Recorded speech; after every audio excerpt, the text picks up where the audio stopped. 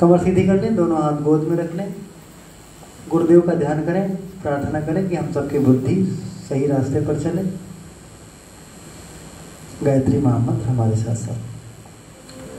ओम भूर्भुवः स्वः तत्सवितुर्वरेण्यं भर्गो देवस्य धीमहि धियो यो नः प्रचोदयात्।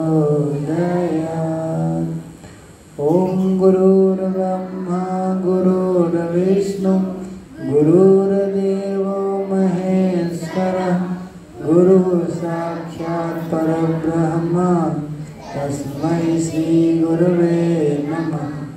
अखण्डमण्डलाकारं व्याप्तं चराचरं तत्पदं दर्शितं येन तस्मै श्री गुरवे नमः। मातृवत् लालयित्री च पितृवत् मार्गदर्शिका नमोस्तु गुरुसत्तायै श्रद्धा प्रज्ञायुताचय श्रद्धा प्रज्ञा। ॐ मातरं भगवतीं देवीं श्रीरामं च जगद्गुरुं पादपद्मे तयोषित्वा प्रणमामि मुहुर्मुहुः प्रणमामि मुहुर्मुहुः। कौन बच्चे बोलना चाहते हैं? हाँ, अभी थोड़ी देर बाद आग लगती है आपके भीतर जब समय खत्म हो जाता है। कौन बच्चे बोलना चाहते हैं आज? शेड्यूल में किसी का नाम रखिए हैं आप? अच्छा, बोलना कौन चाहते हैं बच्चे लोग? चलो, नहीं बोलना चाहते हैं ना, बाद में नहीं कहना कुछ। अभी जब लोग भोजन करने लगते हैं तब बच्चे यहाँ आते हैं, भाई सर जी हम गा ले, हम गा लो पाई कर। अभी से बोलना बता दो, नहीं ना? चलो ठीक। गोलू कुछ गाना है? नहीं, नाम ठीक से नहीं लिया इसीलिए नहीं गा रहे हैं। गोलुआ चलिए, कोई बात नहीं। आज अभी तो 9:30 बज रहे, 9:35। आज टाइम भेजा गया था 9 बजे से 11 बजे तक। सबको पता है कि नहीं पता है? समय 9 से 11 बताया गया था, तो उतना देर क्लास नहीं चलेगा। सही देख रहा हूँ कि नहीं? हाँ सही देख रहा हूँ। 9 से 11, 8:30 से हमने कहा था ये साफ सुबह 9 बजे डाल दिया टाइम, तो वही हो गया।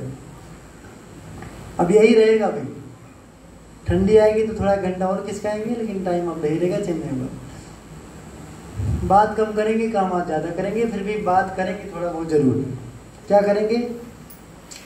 बहुत बार आपको हमने बता दिया कि जिस धरा पर आप बैठे हैं वो बाहर से देखने पर चाहे जैसा हो, वहाँ से दूर जाते हैं। आशीष भैया आए थे, उनकी टीम आई थी, तो कह दिया जंगल में मंगल में देख रहा हूँ। उधर से गाड़ी रुकी तो लगा जंगल है पूरा। यहाँ क्या हो रहा होगा? पर आने के बाद जब यहाँ पता पड़ा तो बोले जो है जंगल में मंगल हो गया। यहाँ तो सब गजब हो गया। और वही भैया आए थे दोबारा, अभी हम 3 महीना पहले शांति कुंज में गए थे, उन्होंने बुलाया, कहा आपके यहाँ की खबरें छपती हैं कि नहीं छपती हैं? आशीष भैया ने कहा, वही कार्यक्रम देख के गए थे। हमने कहा नहीं ऐसा तो नहीं हुआ कभी। कहा मैं फोन कर रहा हूँ प्रज्ञा पाक्षिक में, जाओ अपनी पूरी डिटेल नोट करा के आ जाओ। देख करके गए थे, शांति कुंज के प्रतिनिधि थे।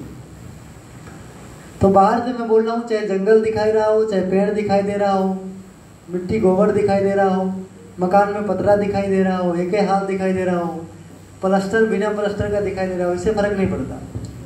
पर यहाँ की जो है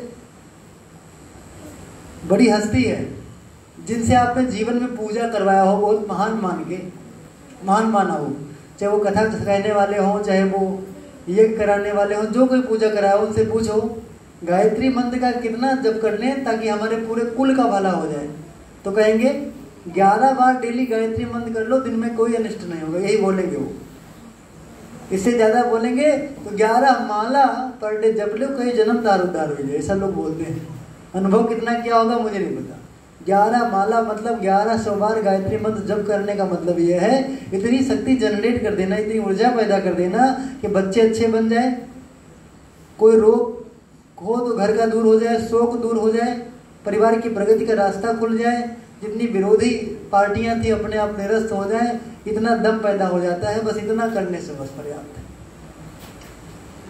उसका विपरीत आइए, यहां पर कितना गायत्री मंत्र का जप हुआ होगा आप बताइए।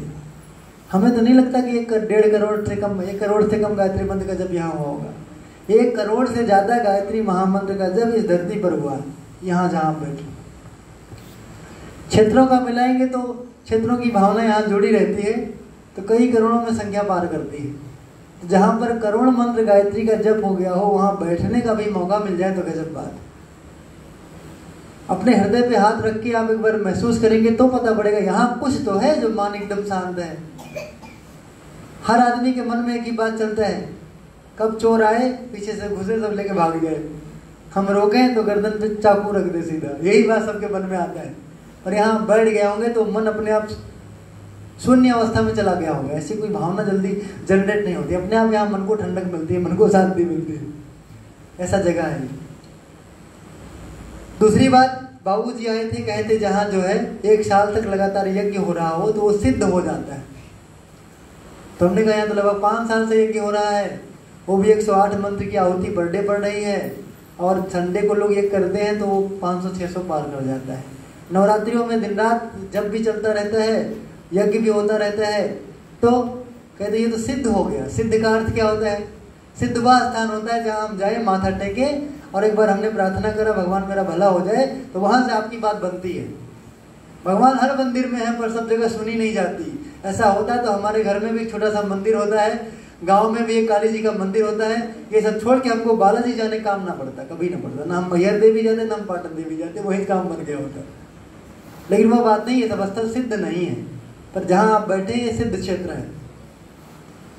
एक कदम आगे, हर जगह तो आपको देवता केवल फोटो में दिखाई देंगे, मूर्ति में दिखाई देंगे, आपको मंत्रों के नाम में दिखाई देंगे देवता, पर ज्योति कुंज और शांति कुंज एक ऐसा क्षेत्र है, एक ऐसा संस्थान है जहां चलते फिरते देवता आपको दिखाई देंगे।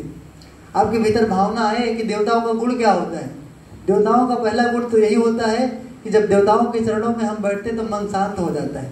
यहाँ चलते फिरते एक से बढ़कर एक पुतले हैं, अगर 2 मिनट अब उनके पास आप बैठ जाएंगे, 2 मिनट अगर संवाद करेंगे तो मन अपने आप, मन को शांति मिल जाएगी, देवता वाला लक्षण आपको मिलेगा। उनकी संख्या 2-4 नहीं है, सैकड़ों पार करती है। देवताओं की पहली बात यह है कि मन को शांत करते हैं, दूसरी बात यह है कि हम उनसे प्रार्थना करते हैं तो सहायता मिलती है। ये सारे लोग देवता ऐसे हैं। हो सकता है आपको रोकड़ा नगद ना दे दे, कौन सा देवता नगद रुपया देता भी होगा, कृपा करता होगा तो आपको मेहनती बना देता होगा, समझदार बना देता होगा, आप पैसे कमाते होंगे। नगद कोई नहीं दे देता होगा, पर इन लोगों से पैसे मिलेंगे तो आप मन में कम से कम इतना सकारात्मक विचार भर देंगे, ये इतना आपको आत्मबल संपन्न बना देंगे कि आप पैसा कमाएंगे, कुछ दिन में अमीर भी हो जाएंगे।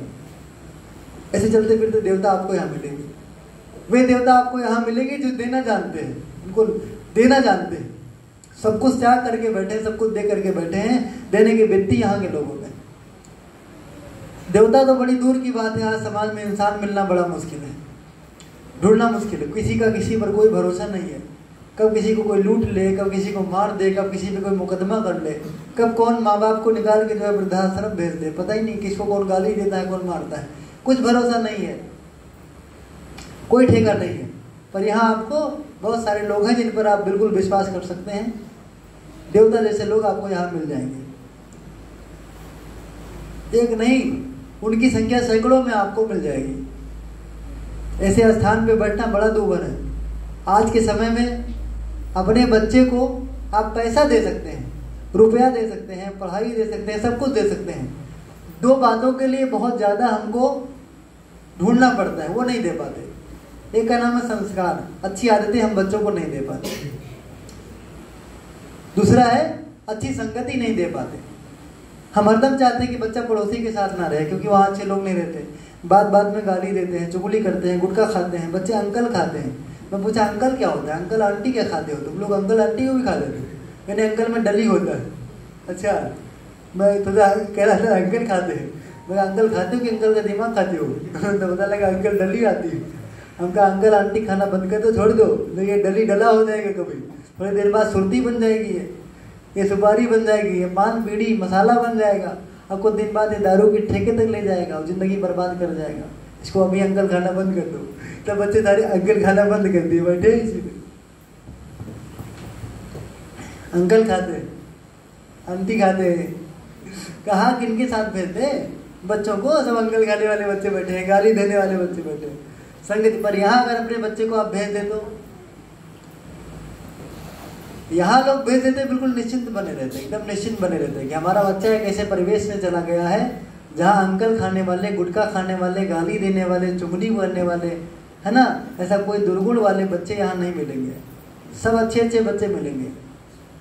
लोग भेज करके अपने बच्चे को यहाँ निश्चिंत हो जाते हैं। इसीलिए हम सबका ऐसा सौभाग्य कि हम लोग ऐसे जगह रह रहे हैं। दूसरी बात,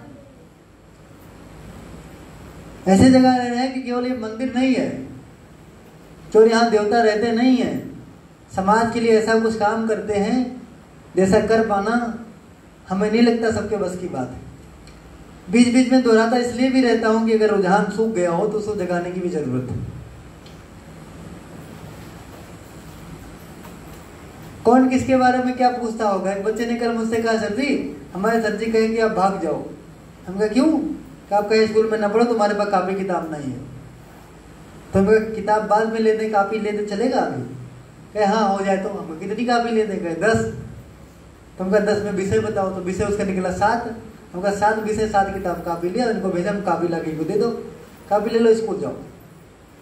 ये घटना नहीं है, ये ऐसी घटना यहाँ रेगुलर घटती रहती है। और एक लोग नहीं, सब लोग ऐसे ही करते रहते हैं। जहाँ जिसको कापी की, किताब की, कलम की, फीस की जरूरत पड़ती है, हम अपना काम रोक करके भी उनके पीछे लगाने की कोशिश करते हैं। घाटे में रहेंगे, कभी घाटे में नहीं रहेंगे।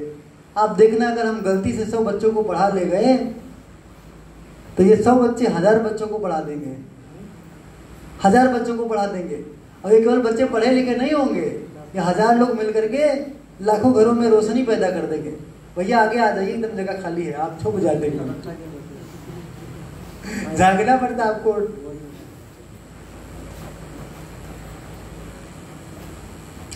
गांव में सूचना है कि एक भाई साहब बीमार हैं, उनको दिक्कत है। मम्मी ने एक बार 2 बार कहा, हमको समय नहीं था, हम नहीं गए। उन्होंने कहा दाने दाने के लिए तरस रहे हैं, टिकट कटने जैसी स्थिति है। उनकी पत्नी आई थी, आज रोई थी, हमको डांटा फटकारा मम्मी ने।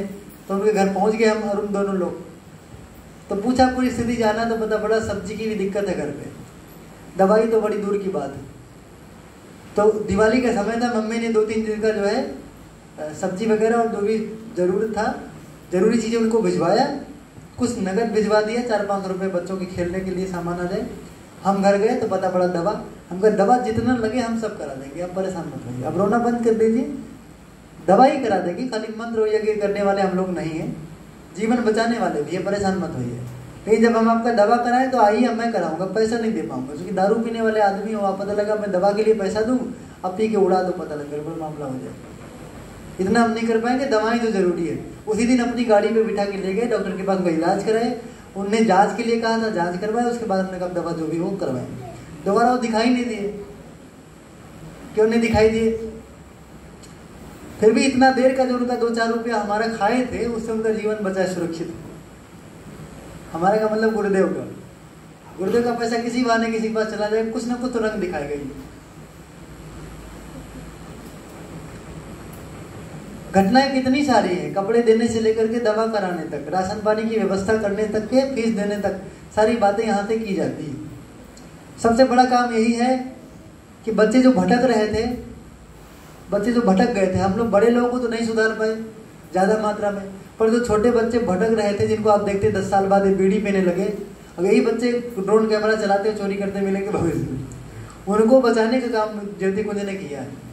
बहुत कम तो भी बाल संस्कारशाला, कोचिंग, स्कूल सब मिला करके बहुत कम तो 5000 बच्चों को आपने बचाया है।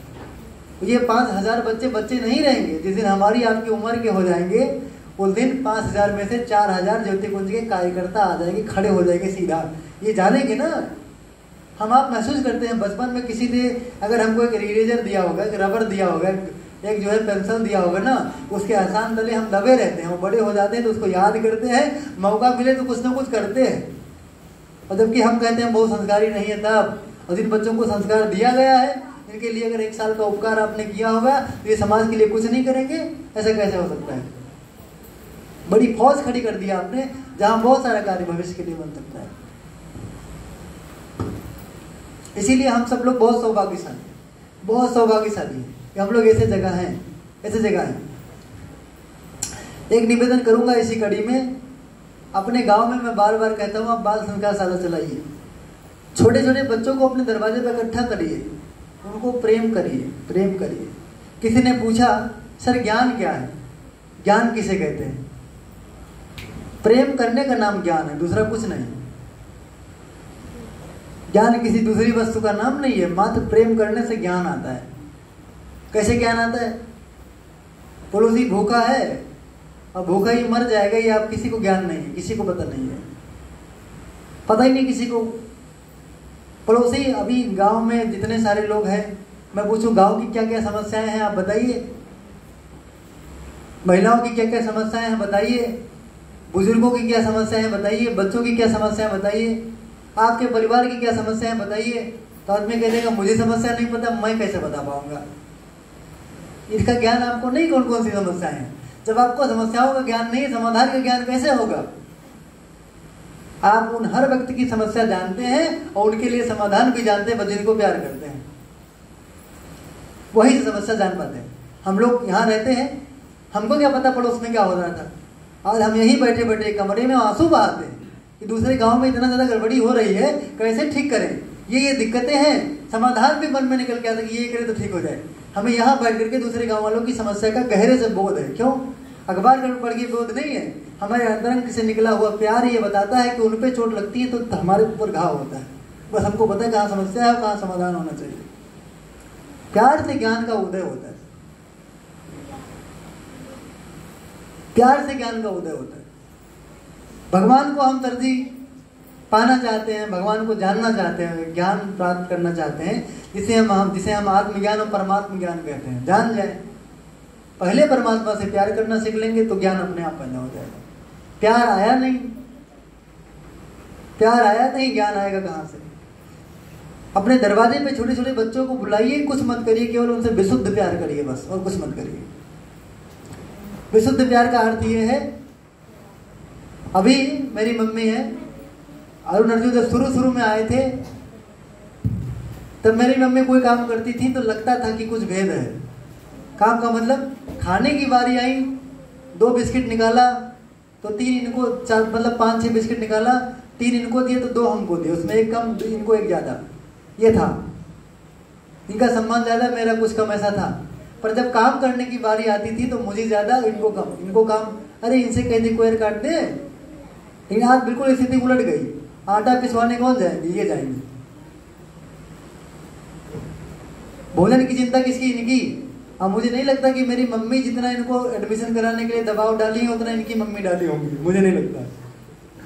समाज कोई और किया होगा, मैं नहीं कह सकता, पर मेरी मम्मी ने 20 बार कहा एडमिशन क्यों नहीं करवाए, मम्मी ने दबाव डाला। पढ़ने की भी फिक्र इनको है। उसके बाद क्या हुआ? उसके बाद ऐसा हुआ कि ये सब घर के हो गए, घर मेरा ज्योति कुंज बन गया है। उसके बाद जब ज्योति कुंज के सब हो गए तो ज्योति कुंज का सिद्धांत इनके जीवन में उतर गया, विचार उतर गए, जैसा हम चाहते थे सब लोग करने लगे। हम केवल बच्चों को प्यार करना जान लें, बस हम उनको बचा देंगे। नोट कर लेना, उम्र भर में आज की सबसे इकलौती उपलब्धि हमारी होगी जिसको देख करके अंतर मन में हमको संतोष हो सकता है। बस एक उपलब्धि केवल, और कोई नहीं। बस हम कैसे कह के 2006 बच्चों को सही रास्ते पे चला ले जाए, बस बचा ले। पैसा कमा लीजिए, गाड़ी कमा लीजिए, मकान ले लीजिए, जो मन के वो कर लीजिए, फर्क नहीं पड़ता। उतना संतोष आपके मन में जीवन भर नहीं आएगा, मर जाएंगे तो नहीं आएगा। काश 4-5 जिंदगी आप ठीक से बचा लेते तो संतोष की सांस लेकर के आप मरेंगे, बस बचा लेते। इतनी बात ना समझ में आए तो इतना तो हम समझते ही हैं। वे माँ बाप जो बच्चों को खूब पढ़े, खुद भी पढ़े, रुपए कमाए, गाड़ी लिए, मकान बनाए, मोबाइल लिए, तमाम सारी चीजें चक्कर मगर कर लिया, पर बच्चे संस्कारी नहीं निकले तो वो सब व्यर्थ है। संतोष उनके अंदर आता ही नहीं है। यही बात समाज के दूसरे पक्ष के लिए भी लागू होता है। तो हम आपसे निवेदन करेंगे, कुछ मत करिए, बच्चों को, अपने गांव के बच्चों को इकट्ठा करके प्यार करना सीख लीजिए। प्यार करने में आता क्या है?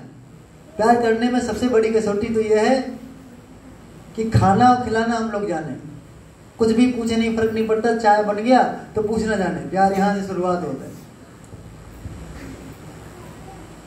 कभी किसी को, कोई बच्चे को विपदा हो, अपनी समस्या रो करके उसको सॉल्व करने की चेष्टा करे, भगवान भी मदद करेगा। मुझे पैसे होते अगर ज्यादा तो मैं पीएचडी कर लेता। हमको क्या दिक्कत है? हमारी बुद्धि इतनी तगड़ी, इतनी बारीक है कि बाकायदा वो रिसर्च करके मामले में उतर आती है। वो छोटी कमजोर बुद्धि नहीं है। पैसे भी होते और भौतिकवादी इच्छा होती तो हम पीएचडी कर लेते। नहीं था, पैसे नहीं थे तो हम पीएचडी नहीं कर पाए, लेकिन हम दावा करते हैं कि हमारे साथ जुड़ने वाले हम 50 को पीएचडी उम्र भर में करा देंगे। साधन मेरे पास नहीं, साधन पैदा हो जाते हैं। जिन समाज की सेवा हम करेंगे वही साधन पैदा होंगे। किसी ने कहा, ये बताइए समाज का पैसा आप लेते हैं? हमने कहा समाज का पैसा लेता हूँ, समाज के लिए ही लेता हूँ, अपने लिए कहाँ लेता हूँ। कभी बारीकी से आप देखिए मैं क्या खाता हूँ। आप देखिए मैं चाट नहीं खाता, फुल्की नहीं खाता, टिकिया खाता नहीं, नमकीन बिस्किट नहीं खाता। कोई ऐसी चीज़ बताइए कि जो हम ऐसा कुछ खाते हो, ऐसा कुछ पहनते हो जो हम समाज के, इसमें मेरी जरूरत भी पड़ जाएगी, मैं लूँगा। कुछ भी नहीं है। घर का एक टुकड़ा नहीं बनवाया, प्लास्टर नहीं करवाया। जो काम घर पे हुए होंगे सब 2 भाई पैसे देंगे, हमने कुछ दिया ही नहीं। सब्जी ना दूं, घर क्या करूँ, ना दूं सब्जी, और सब्जी मैं देता हूँ तो 8,000 कमाता हूँ। कितनी सब्जी घर वाले खा लेते हैं आप बताइए? उतनी ही देता हूँ जितना मैं कमाता हूँ, बस उतने घर पे है। बाकी मैंने कुछ अपना शौक नहीं पाल के रखा है। समाज से मैं पैसा लेता हूँ, केवल समाज के पीछे जाता हूँ। किसी बच्चे के पीछे मैंने 1 लाख रुपया खर्चा कर दिया पढ़ाई के लिए, आप पता करिए समाज से ही लेकर के दिया है। लेकिन मैंने अपने ऊपर खर्चा भी नहीं किया, वो समाज के लिए ही किया है। और जिस दिन वो बड़ा बन जाएगा, भरोसा भी है कि समाज के लिए वो जिएगा।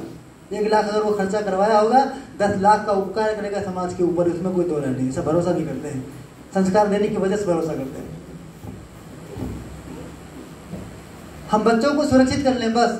पुराने लोग क्या है, कभी कभी अभियान चलाते हैं, नशा मुक्ति अभियान। हमारे यहाँ आए थे, नशा मुक्ति अभियान चलाइए।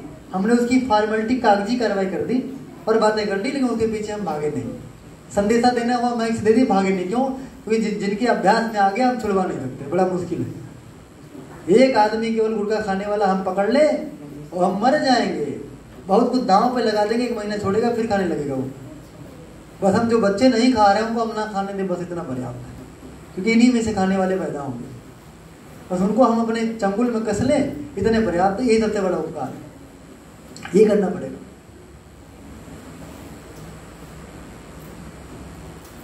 हम सब मिलकर के एक काम कर सके, बस केवल बाल संस्कार साला चला सके। बच्चों को इकट्ठा करें, उनसे प्यार करें, उनको अच्छा बनाने की चेष्टा करें। एक भी बच्चा भटक रहा हो, अपने दिल में दर्द हो, हृदय में दर्द हो, क्या करूं, कौन सा उपाय करूं कि ठीक कर ले जाऊं। क्योंकि बहुत सीधी बात गुरुदेव की, मैं एक बात सीधी बता रहा हूं। अपना पेट भरना, अपने तन पे कपड़ा पहनना और मकान में निवास करना, दवा दारू की व्यवस्था करना, ये थोड़ी सी व्यक्ति की जरूरत है। उसके बाद में जो भी आदमी काम करता है, या तो मन की शांति के लिए करता है, या तो अपनी यश कीर्ति के लिए करता है। आवाज के समय में पीढ़ियों को सुरक्षित करना ही मन को शांति दे सकती है, उन्हीं को सुरक्षित करना ही वास्तविक नाम दे सकता है। कोई नाम आपको दे नहीं सकता। ये गुरुदेव ने सीधी समाधान दे दिया। हम करना चाहते हैं तो ठीक है, और नहीं तो फिर आप देख लीजिए।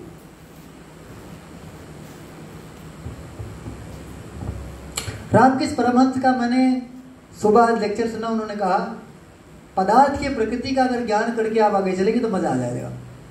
संसार की प्रकृति को जान लेंगे, 2 कदम आगे बढ़ाएंगे तो आनंद आ जाएगा। क्या कहा उन्होंने, आप समझने की कोशिश करिए। जिस दिन पहली बार हमने मोबाइल लिए, पता लगा मोबाइल आ गया, अच्छा लगा हमको। नहीं था तो मुझे पता था कितनी तड़पन थी, मोबाइल मेरे पास नहीं, लोग चलाते मेरे पास नहीं। कितनी कसक थी कि मेरे पास होना चाहिए। कसक होने के साथ एक बात और था कि जब किसी मैं पब्लिक प्लेस पे होता हूँ तो मुझे शर्मिंदगी फील होती है कि मेरे पास मोबाइल नहीं है, होता तो अच्छा रहता। अंदर जरूरत का एहसास होना और समाज में जाकर के हीन भावना महसूस करना कि मेरे पास मोबाइल नहीं, इसका मतलब मैं दुनिया में शायद रहने वाला नहीं हूँ, बहुत ज्यादा तुच्छ महसूस करना, ये भाव पैदा हो गया। मोबाइल ले लेने के बाद कभी भी गौरव का ना तो बोध आया, ना तो मेरी जरूरतें समाप्त हो गई, नहीं आया। अब मैंने उसी एक मोबाइल के बूते, उसी पे लात रख के, उसी पे चढ़ के मेरे संसार की प्रत्येक वस्तु की कल्पना कर ली। अगर मैं कल को कार भी लूंगा तो ना रहेगा तो आवश्यकता महसूस होगी, और चौराहे पर मुझे उसकी कसक आएगी, इन भावना महसूस होगी, मेरे पास कार नहीं आया। जहाज के बारे में भी यही बात लागू होती है। कि मेरे पास नहीं है, उनके पास है, और बाद में अगर हो जाएगा तब वही बात रहेगी, उसी कदर अपने भीतर मर जाएगी, और कोई संतोष, कोई गौरव उससे आने वाला नहीं है। प्रत्येक वस्तु की पीछे उसके बाद फिर लौट आए उस ओर, जो वो विवेकानंद कहते हैं, बेटा संसार की वस्तुओं के पीछे भागना बंद कर दो, उसका लक्ष्य बनाना बंद कर दो। कोई लक्ष्य है, सुधरना और सुधारने का लक्ष्य रखो, महान बनना और बनाने का लक्ष्य रखो, भारतीय संस्कृति को आप ऊंचा उठाने का लक्ष्य रखो, जीवन मुक्ति का लक्ष्य रखो। इसी शरीर में होते हुए हम मुक्त हैं। मुक्ति को लोग शरीर छोड़ना जैसी बात मानते हैं, और वास्तविक मुक्ति वो होती है जहां शरीर रहते हुए भी हमारे ऊपर किसी बात का कोई विशेष प्रभाव ना पड़ता हो।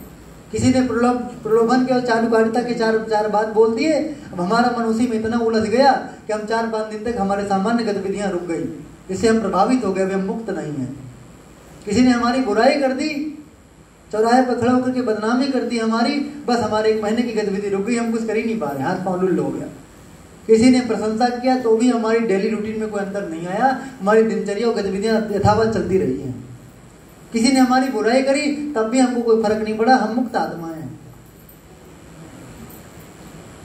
हमारे बच्चे का जन्मदिन होता है पर किसी ने भावना रखा, सर जी केक नहीं करना चाहिए, दीप जला ले दो। अरे हम केक से चिपके थोड़े में, हम तो मुक्त हैं, आपको अच्छा लगता है तो दीपक जला लीजिए, हमें क्या दिक्कत, हम उस परंपरा से मुक्त हैं। हम गुरु को पा गए, पता लगा मेरे यहाँ मैंने 100 शादियां देखी होंगी और सारी शादियां एक पैटर्न पे। कौन से पैटर्न पे? शादी तय करो, दिखाई और सुनाई करो, जेठ और जो है क्या बोलते हैं जेठानी, पता नहीं क्या, ऐसा रिश्ता निभाओ, ये देखा था हमने। दहेज लो दहेज दो, ये परंपरा हमने देखा था। घर पे टेंट घंट लगाओ, ये शादी देखी थी, यही सब।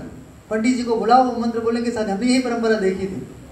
पर विपरीत पंडित श्याम शर्मा आचार्य की किताब को पढ़ा, उसके बाद जब बोध आया तो मुझे लगा कि मुझे परंपरा से क्यों चिपकना, अगर लॉजिक यहाँ रखी है तो वही उतरना चाहिए। एक तरफ से हम चालू हो गए, हम सब चीज का विरोध करना शुरू कर दिए, हम नहीं करेंगे ऐसा, हम नहीं करेंगे ऐसा।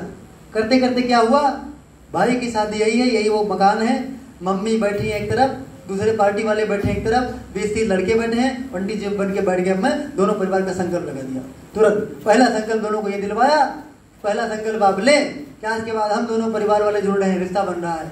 जब भी कोई निर्णय लेंगे, चाहे पैसा खर्चा करने का, दहेज लेने का, विवाह करने का, जो भी निर्णय लेंगे, पहले ये देखेंगे कि ये काम करके मेरी स्थिति क्या होगी। समाज भाड़ में जाए, हम कार नहीं देंगे समाज में गाली देगा, उसको नहीं, हम अपनी देखेंगे। पता लगा हम कार देते दलित हो जाए कई साल के लिए। पहला संकल्प हमने यही बैठ के खुद दिलाया था कि यही करना पड़ेगा आपको। दहेज की मैंने व्याख्या की और दहेज को मैंने कुकर्म बताया, और उसके बाद कहा दहेज नहीं लेना, नहीं एक फोटी कोटी न लेना, न देना है, बस हो गया। हम कहे परंपरा, ये है मुक्ति का लक्षण है। अगर हम मुक्त होंगे तो किसी ने कहा सर आप जो है पढ़ लिख लीजिए, नौकरी पा लीजिए। मैं गुड़ा गणित हिसाब किताब लगाया, नौकरी करूंगा तो पैसे कितने आएंगे, सम्मान कितना मिलेगा, कौन कौन से काम मैं बना पाऊंगा, कौन कौन सा रुका रहेगा। उसके बाद मैं यदि नौकरी ना करूं तो भी ये बन जाए तो ना ही करूं, छोड़ दिया, नहीं किया, प्रयास भी नहीं किया। नौकरी लेना बुरी बात है, मैं नहीं कह रहा हूं, पर अपनी स्थिति परिस्थिति को सोच विचार करके जो जरूरी सेलेक्ट कर लेना, ये मुक्त मन की बात है। तो विवेकानंद कहते हैं कि हमको मुक्त होना चाहिए, मुक्ति की अवस्था में जीना चाहिए। हम किसी बात से बंधे नहीं बंधे। हमारी ऑफिस में हमको बुलाया गया और कहा गया कि सर जी बात 2 लाइन उन्होंने कही, क्या आपको सर जी कहते हैं कि बड़ा नालायक लड़का है। हमारे साथ पढ़ाने वाले अध्यापक हैं, वो कहे बड़ा नालायक लड़का आपको बोल दिए। अच्छा, दूसरी बात कही उन्होंने, उसे कही भी रही होगी उन्होंने बात, हमने कहा अच्छा ठीक है कोई बात नहीं। दोबारा आए तो उनको हमने प्रणाम की मात्रा दोबारा 2 गुना बढ़ाकर उनको प्रणाम किया। हमने अपने कान से सुनी नहीं बात। कभी कभी हमसे उम्र में जो ज्यादा बड़े होते हैं लोग नालायक जब कह देते हैं तो सुधार की उसी दिन से प्रक्रिया हमारी शुरू हो जाती है। हमारे सर जी बैठे हैं, डॉक्टर है, कोई बात है हमें बिगाड़ दूं, माइक ले ले, नालायक, ऐसे ही करना चाहिए। अभी उन्होंने मेरी नालायक शब्द में मेरी प्रशंसा करी है और कहा कि ऐसे करो तो अच्छा हो जाएगा, प्रगति का रास्ता सुझाया है। हम काहे के लिए उससे जो है लड़ने जाएंगे। पता नहीं किस भाव में उन्हें नालायक कहा, जिस बात को हमने सुना भी नहीं, उसके लिए हम चले 4 आवाज के बाद हम बोलवा नहीं करें। एक स्टाफ में पढ़ते हैं लोग, हमको ऐसा बोलते हैं। अभी आज तक हमारा उनका बिगड़ा ही नहीं हो, सबसे प्यार भरा रिश्ता हमारा उनका बना है। भले अब गालियां दिए होंगे तो क्या फर्क पड़ता है, हमने उसको न सहेजा न उसको धोया, बस हो गया।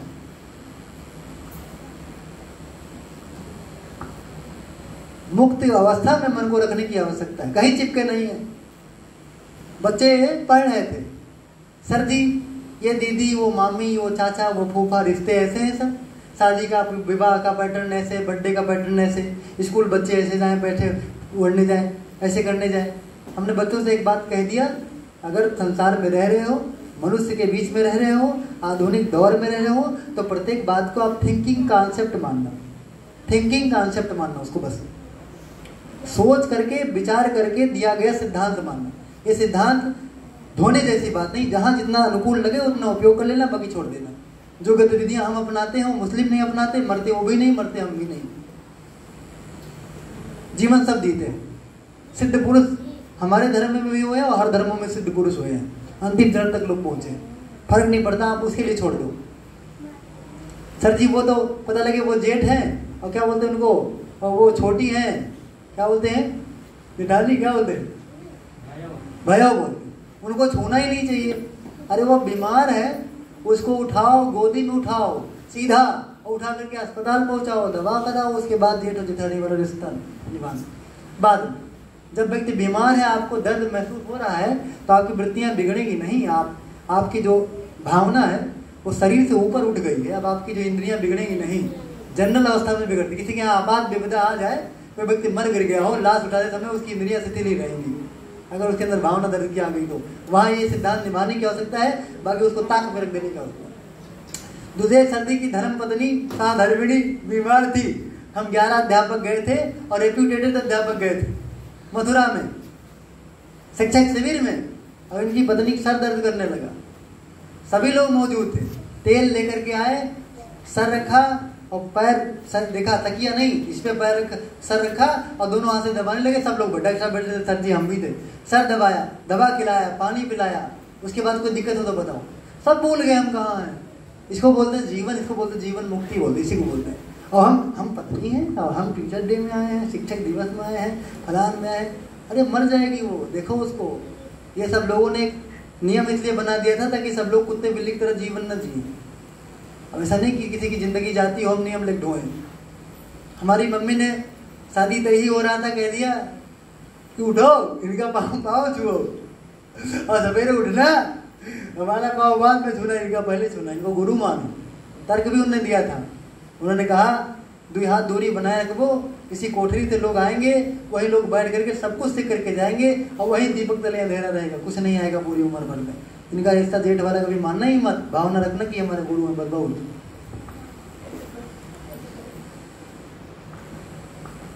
कहाँ उलझ गए। कोई नियम कानून बना इसलिए था कि जीवन सरल हो जाए, सहज हो जाए, सुख सुकून का रास्ता खुले, सद्बुद्धि आए, हर आदमी का जीवन सफलताओं से भरा हो। और हम इतनी बेड़ियां जकड़ लिए हैं परंपरा के नाम पर, दुर्बुद्धि के नाम पर, कि हम 2 कदम आगे बढ़ ही नहीं पाते, चल ही नहीं पाते।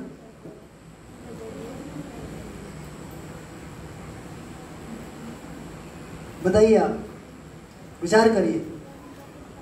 हम सिर्फ परेशान इसलिए हैं कि लोग क्या कहेंगे। तो ये बात 100 बार आप जानते हैं कि लोग कभी कुछ अच्छा नहीं कहेंगे। जहां लोग जुड़ जाएगा वहां लोग खराब कहेंगे, जहां अपने जुड़ जाएगा वो हमेशा अच्छा ही बोलेगा।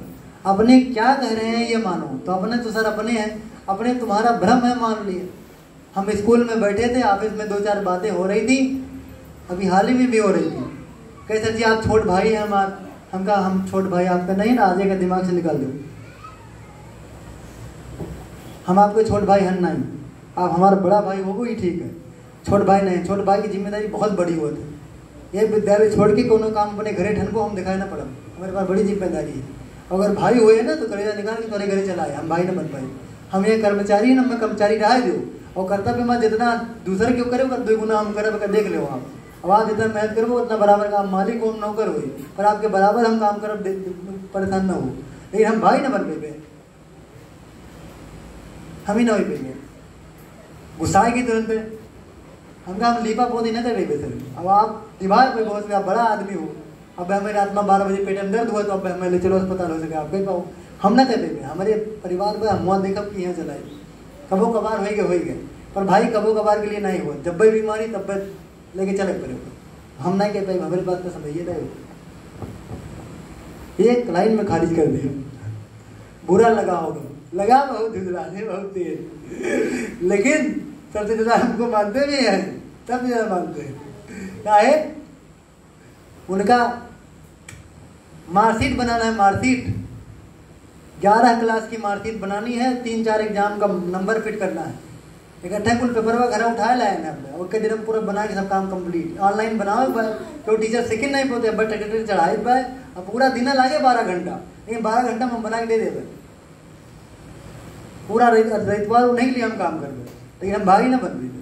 हम कर्मचारी हैं, कर्तव्य की निर्वहन पूरी ईमानदारी से करते, इतना हम कहते पूरा बना उनका दे दे।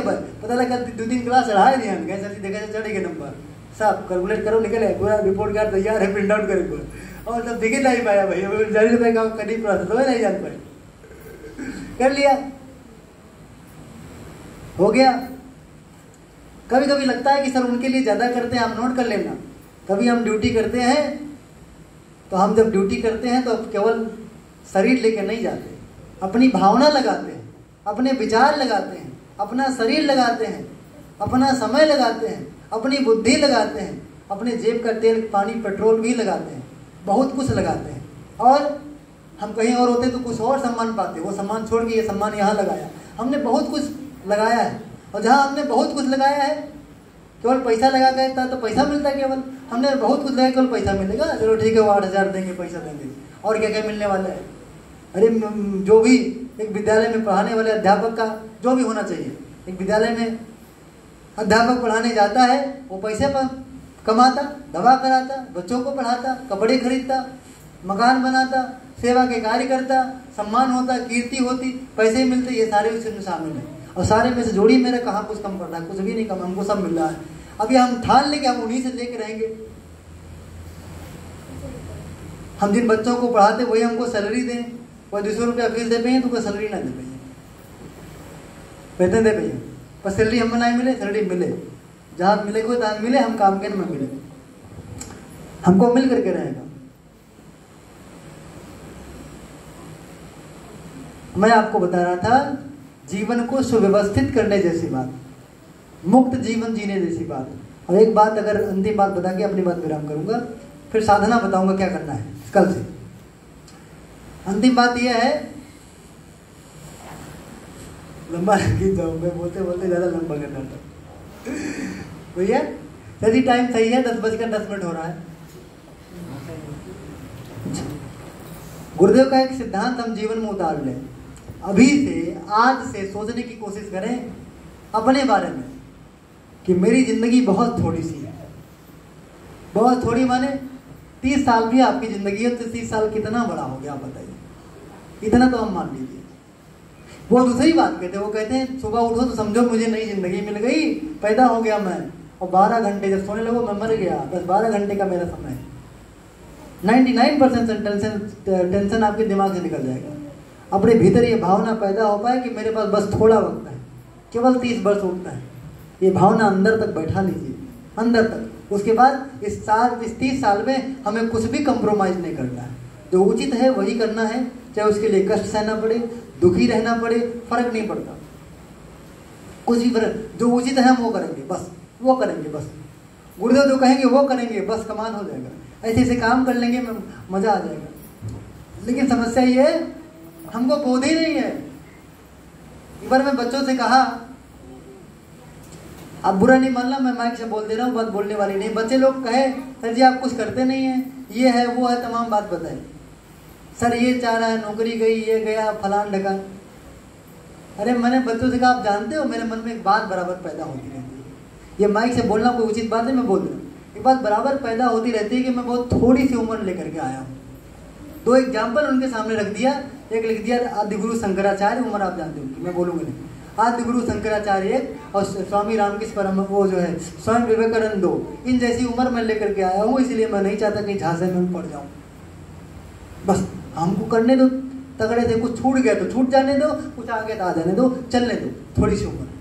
32 उनकी थी, 39 उनकी थी, हमारी जो कुछ भी वो भगवान जाने, पर अपने अंदर भावना यही आती है कि अब थोड़ा सा उम्र लेकर के आए हैं, जो उचित है कर डाले, देखा ही जाएगा, जो होना होगा फ्यूचर में बन जाएगा बेहतर। ये भावना भीतर पैदा होगी तो। अक्सर लोग कहते हैं, विचार करते रहते हैं कि नहीं मैं तो सोचता हूँ कि मेरे पास छोटी सी जिंदगी है, सोचते भी नहीं, कहते ही खाले, भाव में तो कभी आया ही नहीं। आप इंसान तो होने जैसी बात मत करिए आप। और कभी कार्यक्रम देख लें, अभी कमाने का ढंग, खर्चा करने का तौर तरीका, सोचने का तरीका और सब चीज़ों का, मुकदमेबाजी, ये सब फलान ढकान, घर मकान उठा के देखें तो पता पड़ेगा। सारा वो हिसाब किताब उठाइए तो आदमी का जो 5000 साल के प्लान से कम की बात लगती ही नहीं। कार्य को देखिए, इससे कम में वो लगता ही नहीं कि वो जल्दी चला जाएगा। अगर लगता ना तो दिखाई देगा। और यही नहीं, एक जीवनी उठा करके हमको दे दीजिए, कहिए सर जी इस पर रिसर्च करिए, आप 1 सप्ताह का मौका दे दीजिए, मुझे हर पक्ष पे अध्ययन करने दीजिए, उसके बाद मैं पूरा कैलकुलेट करके आपको बताऊंगा। तब आपको बता दूंगा कि इसकी उम्र जो है 350 साल की व्यवस्था कर रही है। जाएगा पहले ही सब छोड़ के, संतोष में मर जाएगा, लेकिन ये 350 साल की व्यवस्था करके जा रहे हैं। बस हमको केवल गतिविधियों को देख रहे थे, वाणी को तो क्या करना, वाणी तो आदमी बस कभी उसको बोलने का मौका मिल जाए। मैं आपको नहीं कह रहा, मैं की बात नहीं कह रहा हूँ, बातचीत की बात कर रहा हूँ। बातचीत में कभी 2 बात कहने का मौका मिल जाए तो आदमी सर्वज्ञ महसूस होता है, सब कुछ उसको बोध है, कुछ बचा ही नहीं है। क्रियाकलाप की बात देखिए तो उसको रत्ती भर नहीं बोध है, बोध की स्थिति में वो रत्ती भर नहीं पहुंचाएगा, लेकिन गतिविधियों को उठा के देख लीजिए, बस लगा ही नहीं कुछ। वैसे तो सब समस्या, सब समाधान हमको पता है क्रिया के। जैसे हम यहाँ बैठे हैं, हमको देखिए आप, मैं मानता हूँ कि जिंदगी का 2% मैंने सार्थक किया है। क्या सार्थक किया है? हमें समाज की अपनी समस्याओं का बोध है और उसका हम समाधान करते हैं। कोई पूरी गतिविधियों को उठा ले, मेरी बारी में सुने, आज तक के पूरे क्रियाकृत को उठा करके देखे, वो पता पड़े। दिन रात सुबह शाम लेखनी चलती है तो क्या हुआ, वाणी निकलती है तो क्या, कोई कार्य योजना बनती है तो क्या, तो पता पड़े अपनी और समाज की समस्याओं पर केवल काम ही चल रहा, कुछ चल ही नहीं रहा, केवल चल रहा है। हद तक साफ हो गया, उसको मैं सिर्फ 2% मानता हूँ, बस ज्यादा नहीं मानता। और जहाँ किसी के कदम 2 कदम भी नहीं चले, कैसे मान सकते हैं कुछ हुआ? कल से नवरात्रि है, बोले गायत्री माता की। हाँ, कल से नवरात्रि है। आप देख रहे हैं ना, चारों तरफ चोरी का दहशत है, चोरी का तांडव है। आप चाहते हैं कि रुक जाए, अकेले ये कोठरी इस चोरी को रोक सकती है, अकेले कोठरी। सर जी हम लोग क्या करेंगे? अरे आप लोग कुछ नहीं करेंगे, जो करेगा करेगा, मैं आपको बता रहा हूँ कौन करेगा। एक बार बता रहा हूँ, फिर दोहरा दे रहा हूँ। एक बार अमेरिका ने एक पत्र जारी किया, समाचार पत्र में लिखा, इस साल आज तक जब से धरती पैदा हुई तब से आज तक ये पूरा साल सबसे गर्मी का मौसम रहेगा, सूर्य की तपन सर्वाधिक रहेगी। सारे शिष्य को चिंता हो गई। एक बार पढ़ने के बाद, गुरुदेव देखो ये क्या लिखा है। क्या लिखा है? सूर्य भगवान तो बड़े तपेंगे। गुरुदेव ने पूछा तू काहे की साधना करता है? गायत्री मंत्र की। गायत्री का देवता कौन है? सूर्य भगवान। तू गायत्री की साधना करेगा, उनसे कहेगा तो वो सुनेंगे नहीं। हमारी बात इतने बड़े सूर्य भगवान सुनेंगे? अरे सुनेंगे तो क्या करना पड़ेगा गुरुदेव? अब जो कहूँ करो। चिट्ठी लिखवाना शुरू कर दिया, सब गायत्री परिवार वाले के पास चिट्ठी पड़ गई। सवेरे तुम लोग 3 माला बढ़ा लेना, गायत्री मंत्र का जप करना, सूर्य का अर्घ्य लेना और सूर्य की तरफ देख करके और जो है अर्घ्यदान देना, बोलना भगवान देखना सब समान। बस इतना करते जाओ। 2 से 2.5 महीने तक कंटिन्यू ये प्रक्रिया चली। अमेरिका ने दोबारा उसी अखबार में छापा, धरती का सबसे शीतल वर्ष यही रहा, रिकॉर्डेड शीतल वर्ष। उससे ठंडा वर्ष कोई था ही नहीं, अमेरिका नहीं। वो पत्र उलट करके दूसरे समुद्र सामने। तो क्या हमारा अर्घ्य देना ही सब कुछ कर दिया? जो आदि शक्ति काम करती है, गुरुदेव के भीतर से बोलती रहती है बराबर, वो काम करेंगे। हमें क्या करना है? डॉक्टर साहब कहते हैं, गुरुदेव कहते हैं कि बेटा मैं जानता हूँ तू नाव चला लेगा, नाव तुझे चलाना आता है, पतवार खेना आता है, मुझे पता है, चला लेगा तू, बहुत सही बात कर रहा है। लेकिन लहरें जो विपरीत होंगी समंदर की, तो उसे ठीक कौन करेगा? वो तो हम करेंगे। तो नाव चलाते रहना, मेरा भी कुछ काम है। लहरों को तेरे पीछे से कर दूंगा तो तू 2 कदम चलेगा, उठा के सीधे किनारे पहुंचा देगा।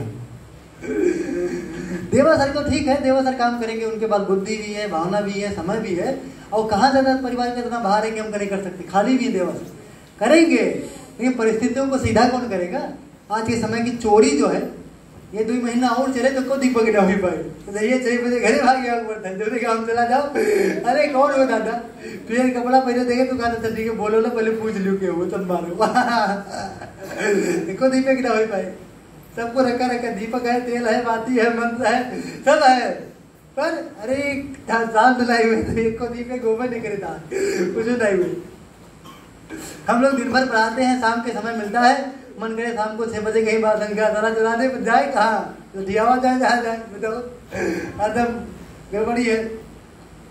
क्या किया जाए? अरे वो ठंडा करने का काम गुरुदेव का है, आप सेवा करो। हमारे अंदर भावना है, किसी को हम मोटिवेट करेंगे और बताएंगे मांसाहारी करने से नुकसान होता है, दारू पीने से नुकसान होता है, फिर रिक्वेस्ट भी करेंगे अपना बन करके कि ये छोड़ दो बेटा, छोड़ दो भाई साहब, छोड़ दो दीदी, ये छोड़ दो, कहेंगे, कहोगे तो, पर परिस्थितियों को ठीक कौन करेगा? गुरुदेव करेंगे तो सुधर भी जाएगा।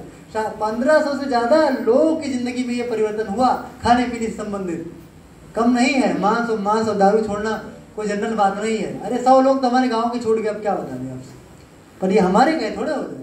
कौन अपने बाप का नहीं सुनता, हमारा क्या सुनेंगे? पर वो करेंगे तो होगा नहीं, करेंगे। हमें क्या करना पड़ेगा? कैसे नवरात्रि की साधनाएं करनी पड़ेगी व्यवस्थित। क्या करना पड़ेगा? पहला काम करना पड़ेगा से कैसे कैसे लाभ मिले, उसका स्टेप है, उसका स्टेप है।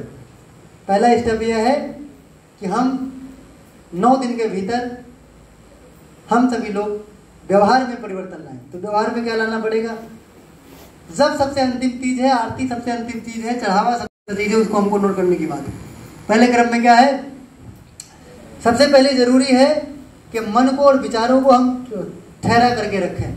अब तक मन हर जगह जा रहा था, कुछ देर चोरी के बारे में सोच रहा है, कुछ देर पैसे के बारे में, कुछ देर समस्या के बारे में। अब थोड़ी देर चारों तरफ से रोक करके इस 9 दिन के बारे में सोचेगा, अनुष्ठान के बारे में, गायत्री माता के बारे में, गुरुदेव के बारे में, अपने जीवन के बारे में, ठीक करने के बारे में। मन के विचारों को रोक के इधर करना है, पहला काम ये करना है। दूसरा क्या करना है? यदि हम 5 बजे जागते हो तो उठ करके थोड़ा और जल्दी जागना है। 4 बजे के आसपास, 3 बजे के आसपास हम लोग जागें। यदि हम जब मन तब सोते रहे हों तो हमको समय से सोने की आवश्यकता है। सो रखा हो तो अलग बात, वो भी एक तब है। दूसरा क्या करना है? कपड़े के संतुलन में 1-2 इस्तेमाल करिए। 2 कपड़े लीजिए, हाथ धुल दिया, पहन लिया, कल धुलने कोई पड़ नहीं। ऐसा नहीं कि 9 कपड़े इकट्ठा कर लो कि जो है 9 दिन तक हाथ लगा हुआ काम ना रहे, आज ही कल ही धोए कम नहीं, धुलने वाला। तब करने की बात मैं बोल रहा हूँ, तब के साथ जब जुड़ा है, तब नहीं है। और जब करेंगे तो कुछ मिलने वाला है नहीं। तब पहले है, संयम बाद में है, उसके बाद में संयम के बाद आता है जब, वो बात करेंगे। उसके बाद में हम खान पान की बारी करें बाद में। मोबाइल को शक्ति, मोबाइल के बारे में बताऊंगा। कसम खा लीजिए 9 दिन तक मैं मोबाइल नहीं चलाऊंगा। आई हैव नॉट, अंग्रेजी बोलने जा रहा, मुझे स्कूल याद आ गया। इंग्लिश में आपको इंग्लिश में बुलवाते हैं। अभी हाल ही में जो है, अभी हमारे यहाँ एक सेमिनार रखा गया है, जो है कंपटीशन, चिल्ड्रंस टैलेंट, क्या चिल्ड्रंस टैलेंट प्रेजेंटेशन है ना, ऐसा कुछ रखा गया।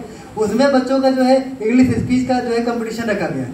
एंकरिंग मुझे करना है, एक भी वर्ड अलाउ नहीं कि हिंदी बोले आप, और 2.5 घंटे का वो क्लास रहता है, और उसमें 16 प्रतिभागी हैं, सबको बुलाना है, सब करना, तो बोलना पड़ता है। इसलिए वहाँ जो है कभी कभी मन में आ जाता है। तो कल किसी बच्चे ने कोच दिया सर जी इंग्लिश, तो मैं पूरा जो है क्लास कोचिंग में इंग्लिश हिंदी बोलबा नहीं करा। चलो ठीक, चलो आ गया, वही कभी कभी याद आ जाता है। चलो रहता हूँ उधर, तो क्या रखता हूँ मैं, बोला था कि मोबाइल की बात कर रहा था। कसम खा लीजिए कि मैं मोबाइल 9 दिन तक नहीं चलाऊंगा, नहीं माने नहीं। फोन कॉल रिसीव करूंगा, वो भी जो जरूरी है, 2 बात में खत्म तो खत्म बस। बाकी हम यूट्यूब और व्हाट्सएप बहाने भी नहीं चलाएंगे। कोई सूचना लेनी हो तो अलग बात है, बहाने भी नहीं चलाएंगे। नहीं ये वाला कर ले, देख लेते क्या है, उनने भेजा था बड़ी जरूरी चीज। जरूरी को हम लात मारते हैं, हम नहीं जरूरी देखते हैं। नहीं देखे 9 दिन नहीं। मोबाइल पे प्रतिबंध लगाइए। उसके बाद मोबाइल हो गया। मोबाइल के बाद इसके ऊपर एक बात यह है कि 9 दिन में जो लड़कियां हैं, आप अभ्यास करिए कि ये सब की सब लड़कियां नहीं हैं, ये देवियां हैं। इनका पांव धुलने का अभ्यास, अपनी बेटी को प्रणाम करने का अभ्यास, अपने विद्यार्थियों को प्रणाम करने का अभ्यास, माँ को माँ बोलने का अभ्यास, ये पॉजिटिव करने का अभ्यास। रास्ता चलती लड़कियों के ऊपर जिनका कपड़ा पहनना भी बेढंगा है, एक बार दृष्टि भटकती है, फिर लौट आओ, ये भी देवियां हैं। ये भावना पैदा हो जाए, ये भावना, ये उसके बाद ये जब लड़कियों के प्रति माँ के प्रति दृष्टिकोण देवी जैसा हो जाए, तब बारी आती है भोजन की। तब भोजन की बारी आती है। भोजन में क्या लेना है? भोजन में लेना कुछ भी है, गुरुदेव ने जो कहा मैं बता रहा हूँ। आपको हल्का आहार करना ताकि अध्यात्म की अनुभूति हो। कोई माइक पकड़ ले और बोल दे सर जी मुझे बोलना नहीं आता। आप खाना खा के आए हो? हाँ। खाना नहीं खा के आए हो तो इधर आ जाओ, माइक ले लो, खड़े भी बैठ जाओ, हमको वहाँ कुर्सी पे बैठ जाने दो बस। मैं जितनी बात बोलता हूँ यही से आपसे बोलवा दूंगा।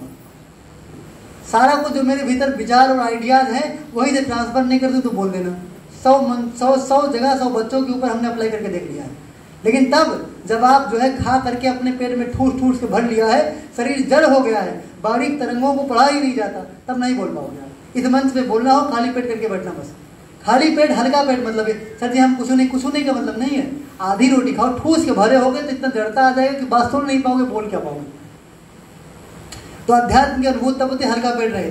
तो क्या करें हम, पहली बात तो हम बार बार नहीं खाएंगे, हम लोग दिन में केवल एक बार खाएंगे। हम तय कर लें कि 2 बार में खाएंगे कि शाम को कि सुबह, हम तय करेंगे 1 बार खाएंगे। जिनका ना चलता हो 2 बार खाएंगे, हल्का पेट खाएंगे, एकदम हल्का पेट, जिससे हमारे केवल दिनचर्या चलती रहे। बस हम पूरे 9 दिन में रोटी की ताकत पे नहीं चलेंगे, मंत्रों और अध्यात्म की ताकत पे चलेंगे। और ये जिन्होंने जप किया होगा, कभी कभी आप खाना नहीं खाते होगे, अगर 1.5 घंटा जप कर लिया होगा तो काम करने की सामर्थ्य दोगुनी बनी रहती, घटती नहीं। और हम ये महसूस करें और मंत्रों की ताकत से चलने की कोशिश करें, करेंगे कोई दिक्कत नहीं है। हल्का पेट आहार करें, बार बार नहीं खाएं। बार बार ना खाने का मतलब अक्सर यह होता है, निगरानी करो बच्चों की या किसी की जो भूखे हैं, तो पता पड़ता है कि ये सामान्य समय में कम खाते थे, लेकिन जब रहता है तब सुबह उठते ही सबसे पहले आरती भी चल रही है, चाय में नमक कम डालना, चीनी थोड़ा सा ज्यादा कर देना, चली जा थोड़ा लावा भून दे, ये कर दो वो कर दो, साबूदाना राबूदाना सरफ दाना, मतलब क्या क्या बोल के गुजर लेता है। अरे अभी कुछ कर लो भैया, अभी चाय पिएगा, रामदाना खाएगा, साबूदाना खाएगा, सरफ दाना खाएगा, आलू उलवाएगा, इलायची खाएगा, फल खाएगा, उसके बाद में रस पिएगा, 1 लोटा चाप के दही पिएगा, क्या ही बता दें। अब आदमी नवरात्र में करता था फलाहार, फलों का आहार, होगा बोला फराहार, हरार हरार पूरा जितना आवे उल्ट लियो, पूरा ना गाय दूध लियो, सब बिगड़ गया। बार बार नहीं का मतलब इतना सा भी नहीं मम्मी कहा जो है कुछ ना करो, साबूदाना खा के पानी पी लियो, कुछ नहीं, हम खावे नहीं करें, पानी तो बार बार पिए, पानी तो बार बार पिएंगे। पर खाने वाली बात, एक बार में हम बैठ गए, आलू है कि चाय है कि भालू है कि चालू है, ले लिया, हम खाली बात करें। एक बार में हम बैठ गए, जो भी लेना था ले लिया, बार बार खाएंगे तो वृत्तियां भगवान में नहीं उसी में उलझी रहेंगी। 1 बार खाएंगे। दूसरी बात, आप फलाहार पे रह सकते हैं, आप केवल दूध पे रह सकते हैं, आप केवल रोटी और एक प्रकार की सब्जी, जैसे मैं हरी सब्जी और रोटी खा लूँ, रह सकते हैं। आप केवल चावल और दाल पे, मैं गुर्दों की बात बोल रहा हूँ, केवल चावल और दाल पे रह सकते हैं, आप चयन कर लीजिए। चावल थोड़ा आलस पैदा करता है, इसलिए रोटी का चयन ज्यादा अच्छा है। एक टाइम में आप रोटी खा करके रह सकते हैं, गुर्दों ने उपवास बताया, ये करके देखेंगे तो पता पड़ेगा पूरा लाभ मिलेगा। 9 दिन के बाद आप पूरा जो है एकदम रिफाइन होकर निकलेंगे, आप एकदम परिष्कृत होकर के निकलेंगे। उसको पता लगा आपका व्यक्तित्व एकदम और विचार भावनाएं बदल गई। अन्न का आहार, जैसा खाएं अन्न वैसा बने मन। अब पता लगा 9 दिन में हमने सात्विक आहार लिया है, मन बिल्कुल सात्विक हो जाएगा।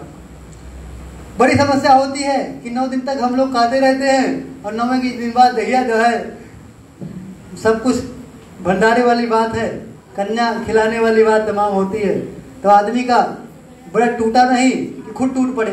थरिया चेक कर लियो भगवान कितना प्रकार के। गुरुदेव कहते हैं कि नवरात्रि में जब हम केवल रोटी और सब्जी खाने का अभ्यास करते हैं तो इस अभ्यास के बाद पूरी उम्र भर अभ्यास चले ताकि जीवन में कोई रोग ना आए। पर हम ऐसा है कि नवरात्रि के बाद फिर वही पुराना थाली आ गया सामने, कोई अंदर ही नहीं आया, फिर वैसे खाने लगे, फायदा क्या होगा। जब खाना पीना ठीक हो जाए तब बात आती है कि अब हम गायत्री महामंत्र का नहीं, अभी नहीं आया स्वाध्याय, तब हम स्वाध्याय करेंगे। डेली 1 पेज सुबह 1 पेज शाम गुरुदेव का पढ़ेंगे, या गुरुदेव का वीडियो देख लें लोडेड तो ठीक है, या पढ़ेंगे। जब मन पॉजिटिव हो जाए तब हम गायत्री मंत्र का जप करेंगे या आरती करेंगे, ये अंतिम बात है। और गायत्री मंत्र का जप और अगर ये आरती छूट भी जाए तब भी नवरात्रि का आपको पूरा लाभ मिलेगा। हम क्या करते हैं, हम 1 नंबर पे करेंगे, क्या करते हैं, आरती करेंगे न कहा जलिया सम में, और कहा उखुड़िया सम में, और कहा हो हुआ, एक से बढ़कर गुरु जी तो करिए तो रहे, हम ना कह देंगे, एक से बढ़ के हुआ गए हैं। और उसके बाद दोपहरी और आरती क्यों खाते, मैं तुम्हारा खवाई करो दुर्गा, एक को दुर्गा जी ने छोड़ा, 500 1 रुपया लिखाया, डर के नाता लिखाया, जगह रुपया दिया, कुछ नहीं बचे, दिन भर करा। अंतिम चरण तो अंतिम बात थी, हम पहले करते हैं, अंतिम बात जगह दौड़ के करते हैं। और उसके बाद विचार पॉजिटिव नहीं है, साहित्य पढ़ा नहीं। दूसरी बात है खाने पीने के बाद पहले करते हैं, मैंने पहले बता दिया, मन को ठीक करिए 1, कपड़े लत्ते को व्यवस्थित करिए 2, समझ जागिए समझ सोइए 3, महिलाओं के प्रति, स्त्रियों के ऊपर, लड़कियों के ऊपर दृष्टिकोण देवी जैसा रखिए 4, है ना, मोबाइल पे प्रतिबंध करिए 5, और स्वाध्याय करिए, आहार विहार को संतुलित रखिए। उसके बाद तब जप का प्रभाव देखिए अपनी बॉडी पर कितना होता है। पूरे नवरात्रि के समय में हम बोलेंगे कब, अगर एक शब्द से काम चल जाए तो 2 नहीं बोलेंगे, नहीं बोलेंगे, बचा के रखिए। और उसके बाद 9 दिन के बाद किसी को हम डांटेंगे भी नहीं। एक बार डांट देंगे, कई दिन तक दस्त अगर बंद नहीं हुए, मजाक बंद नहीं करते। असली यही तब कर लो जो मैं बता रहा हूँ ईमानदारी पूर्वक। एक बात किसी को फटकार दीजिए, उसका दिन ना खराब हो जाए, बोल देना, इतनी ऊर्जा जनरेट हो जाएगी। आप चाहो उससे परिवार को बनाने में लगा दो। बहुत लोग आपको शिकायत होगी, सर जी नमकीन नहीं खाते, चाय नहीं पीते, बिस्किट नहीं खाते, मोबाइल नहीं चले, कैसे ढोंगी बाबा है, दुनिया की नौटंकी करता है। अरे यही सब जो तब की पूंजी थी, इन्हीं बच्चों के पास एक बार उड़ेल दिया तो ये उछलते चले गए।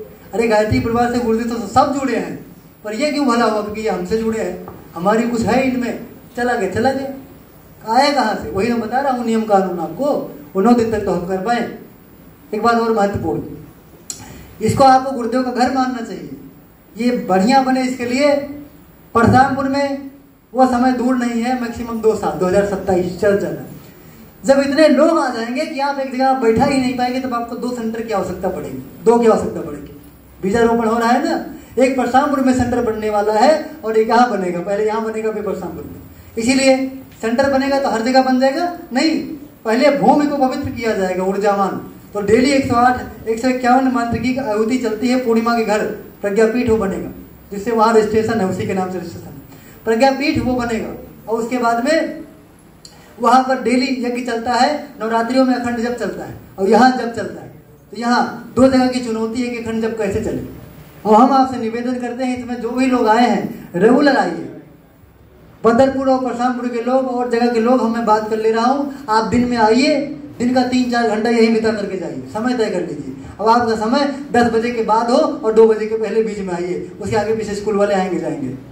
और टाइम तय कर लीजिए कि 1 घंटा मैं यहाँ बैठूंगा जब करने के लिए, अखंड जब यहाँ चलेगा।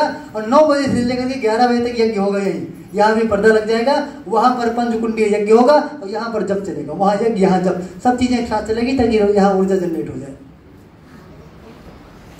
तो मैं आपसे निवेदन करूंगा, आप नाम नोट करा लें।